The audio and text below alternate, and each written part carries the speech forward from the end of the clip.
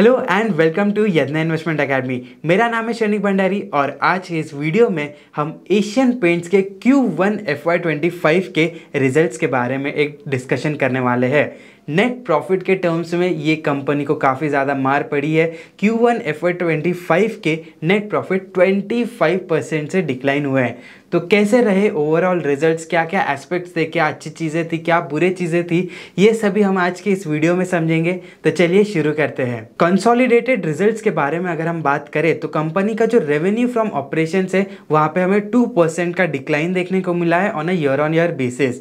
EBITDA की अगर हम बात करें तो 20% का डिक्लाइन एबिडा टर्म्स में देखने को मिला है। एबिडा मार्जिन जो 23% से भी ऊपर थे वो अभी ऑलमोस्ट 19% पे आ चुके हैं।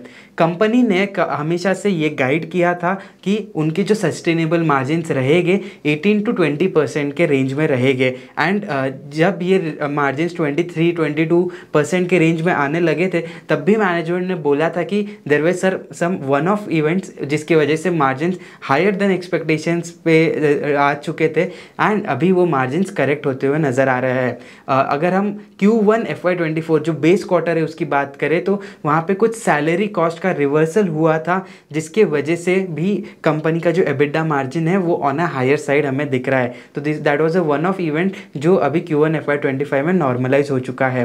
तो ओवरऑल कंपनी के मार्जिन जो है वो डिक्लाइन होते हुए नज़र आया है एंड इसी के वजह से नेट प्रॉफिट जो है वो 25% से गिरा हुआ दिख रहा है। तो 1550 करोड़ का जो नेट प्रॉफिट कंपनी ने लास्ट Q1 में बनाया था वो इस Q1 में 1170 करोड़ पे आ चुका है।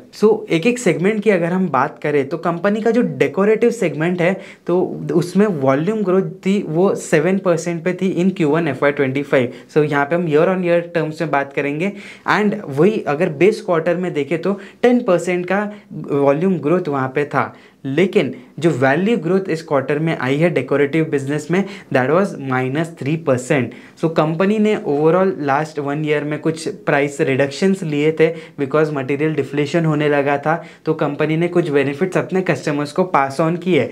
लेकिन इसके साथ साथ there is a change in the mix of how this products are being sold. Economy range of products की ग्रोथ जो है that is higher as compare to the luxury and premium products. तो इसी वजह से कंपनी का जो value growth है वो ऑन अ लोअर साइड देखने को मिल रहा है and this has been the trends in last few quarters. तो ये एक ट्रेंड हमें पूरे इंडस्ट्री में भी देखने को मिला है एंड दैट्स वाई इनके जो वैल्यू ग्रोथ है वो वॉल्यूम ग्रोथ से काफ़ी ज़्यादा कम है। अगर हम डेकोरेटिव प्लस इंडस्ट्रियल पेंट्स की बात करें तो दोनों का अगर मिक्स अगर हम यहाँ पे देखते हैं तो 7% का अगेन यहाँ पे वॉल्यूम ग्रोथ है। तो इंडस्ट्रियल पेंट्स में भी ग्रोथ अच्छी डिसेंट नज़र आ रही है एंड वैल्यू ग्रोथ इज -2.2%। अगर हम कंपनी के मार्जिन्स की बात करें तो ग्रॉस लेवल पे जो कंपनी के स्टैंड अलोन मार्जिन्स रहे वो 42.9% पे थे। यहाँ पे जो इम्पैक्ट आया है हम देख सकते हैं कि लास्ट 2 क्वार्टर्स में कंपनी ने लगभग 3% का प्राइस रिडक्शन लिया था एंड इसके साथ साथ इस क्वार्टर में Q1 FY25 में 1.8% का प्राइस इन्फ्लेशन देखने को हमें मिला है। तो इस वजह से भी कंपनी के जो मार्जिन्स जो लास्ट 5-6 क्वार्टर से 43% के ऊपर चल रहे थे, इनफैक्ट 44% के भी ऊपर थे लास्ट 2 क्वार्टर से, तो वो मार्जिन्स अभी 42.9% पे आ गए हैं।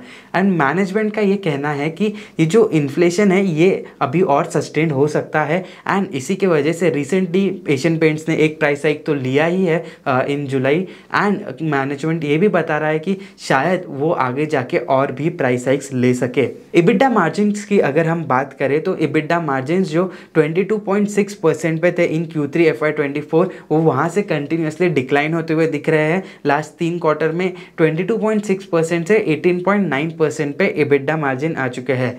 Q1 FY24 जो हमारा बेस क्वार्टर है ईयर ऑन ईयर कंपेरिजन का, तो वहाँ पे जो मार्जिन्स थे वो 23.1% थे and that was because of the one of exceptional reversal in cost. तो उसी वजह से यहाँ पे कंपनी के जो एबिडा मार्जिन्स है वो ऑन अ हायर साइड दिख रहे हैं। कंपनी के इंटरनेशनल बिजनेस की बात करें तो 679 करोड़ का रेवेन्यू इस सेगमेंट से हमें देखने को मिला है जो कि लास्ट क्वार्टर से यानी कि Q1 FY24 से 2% कम रहा है। लेकिन अगर हम यहाँ पे प्रॉफिट बिफोर टैक्स की बात करें इस सेगमेंट से, इंटरनेशनल बिजनेस सेगमेंट से, तो 76% का डिक्लाइन यहाँ पे देखने को मिला है। तो प्रॉफिटेबिलिटी के टर्म से many geographies have been facing problems. तो अगर एशिया के अगर हम बात करें तो जो 6 करोड़ का प्रॉफिट बिफोर टैक्स था एशियन सेगमेंट का या एशियन ज्योग्राफी का, अपार्ट फ्रॉम इंडिया ऑब्वियसली, सो उसका जो वो प्रॉफिट बिफोर टैक्स इस क्वार्टर में -19 करोड़ पे आ चुका है। तो लॉस था 19 करोड़ का। एंड ऐसे ही सभी सेगमेंट्स में देर आर सर्टेन कंट्रीज जहाँ पे ग्रोथ अच्छी रही थी, लेकिन देर आर सर्टेन कंट्रीज जहाँ पे इस कंपनी की जो परफॉर्मेंस थी वो इतनी अच्छी नहीं रही है। And overall international business has not performed well. Company के होम डेकोर सेगमेंट की बात करें तो this is the newest segment that they are operating in. Company इस सेगमेंट में 4 अलग सब सेगमेंट्स में काम करती है। तो फर्स्टली जो उनका किचन वेयर का बिजनेस है, तो वहाँ पे 5% का रेवेन्यू ग्रोथ देखने को मिला है। तो सेल्स जो है यहाँ पे पिकअप करती हुई नज़र आ रही है। लास्ट 6 क्वार्टर से कंटिन्यूसली ये ऑपरेटिंग लेवल पे प्रॉफिटेबल रहा है ये बिजनेस। लेकिन पीबीटी लेवल की अगर हम बात करें तो लॉस जो है 3 करोड़ से घटकर 2 करोड़ पे आ गया in as compare to last year. Bathware business की अगर हम बात करें कंपनी की, तो 10% का रेवेन्यू ग्रोथ इस सेगमेंट में देखने मिला था। और पीबीटी लेवल पे जो कंपनी के प्रॉफिटेबिलिटी है वो 2 करोड़ का लॉस यहाँ पे इस सेगमेंट में था as compare to a break even in Q1 FY24। White Teak ये जो कंपनी का बिजनेस है, ये बेसिकली ये एक्वायर्ड कंपनी है। तो कंपनी ने वाइट टीक का जो रेवेन्यू है 30 करोड़ का रेवेन्यू इस Q1 में आया था, जो कि 14% की ग्रोथ दर्शाता है। वेदरसील की अगर हम बात करें तो 12 करोड़ का रेवेन्यू यहाँ पे आया है, 18% का ग्रोथ यहाँ पे देखने को मिला है। वाइट टीक एंड वेदरसील दोनों भी अभी तक के प्रॉफिटेबल नहीं हुए हैं, लेकिन ये जो बिजनेस एवेन्यू है कंपनी का, इस पर मैनेजमेंट का फोकस है यही है कि इसका जो contribution in the overall business mix ये आगे जाके एक सब्सटैंशियल लेवल पर आ जाए। अगर हम कंपनी के न्यू इनिशिएटिव्स की बात करें कि क्या क्या कंपनी कर रही है, तो कंपनी ने जो ब्यूटीफुल होम पेंटिंग सर्विस चालू की थी उसमें काफ़ी अच्छी ग्रोथ देखने को मिली है, ऐसा मैनेजमेंट ने कहा है। इसके साथ साथ जो न्यू प्रोडक्ट लॉन्चेस है तो उनका जो रेवेन्यू कॉन्ट्रीब्यूशन है वो 12% पे रहा है, which is higher than the usual. तो ये भी एक अच्छी बात है कि न्यू प्रोडक्ट्स का जो एक्सेप्टेंस है in the market that is good. New Bharat latex paint जो कंपनी ने लास्ट क्वार्टर में लॉन्च किया था, वहाँ पे भी कंपनी का कहना है कि अक्रॉस वेरियस जोग्राफीज़ यहाँ पे जो acceptance to this new brand है वो काफ़ी अच्छा दिख रहा है।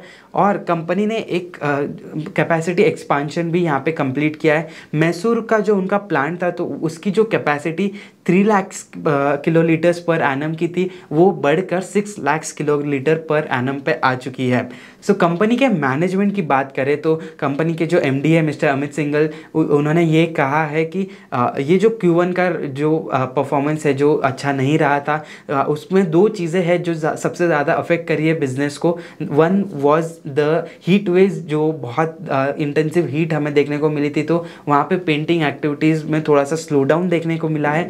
And secondly this was an election quarter, so इस वजह से भी जो एक्टिविटीज़ है वो कम थी। And this was somewhere expected through out the markets की इलेक्शन वाला जो पीरियड होता है, जो इलेक्शन क्वार्टर होता है, तो वहाँ पे ग्रोथ के नंबर्स थोड़े से सबड्यूड हमें देखने को मिल सकते हैं।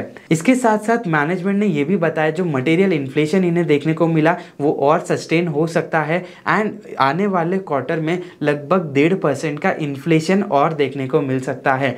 एंड इसी के लिए कंपनी ने ऑलरेडी एक प्राइस हाइक ले ली है और they won't be sharing away from taking another price hike. Again management ने एक चीज़ वापस से रीट्रेट की है कि जो उनका EBITDA मार्जिन गाइडेंस है वो 18 to 20% पे रहेगा।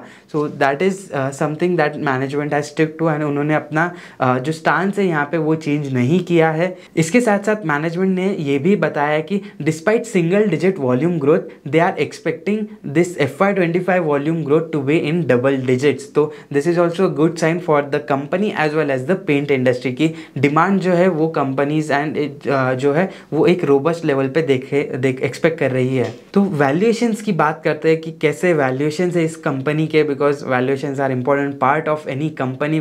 जब हम इनको इन्वेस्ट करने के एंगल से देखते हैं तो current market capitalization is around 2.81 lakh crore.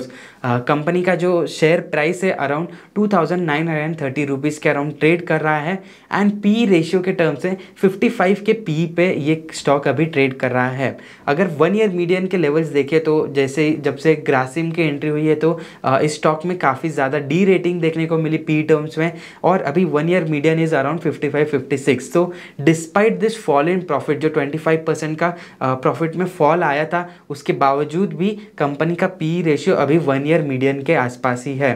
3 year median और 5 ईयर मीडियन लेवल्स की बात करें तो they stand at around 79 and 77 times.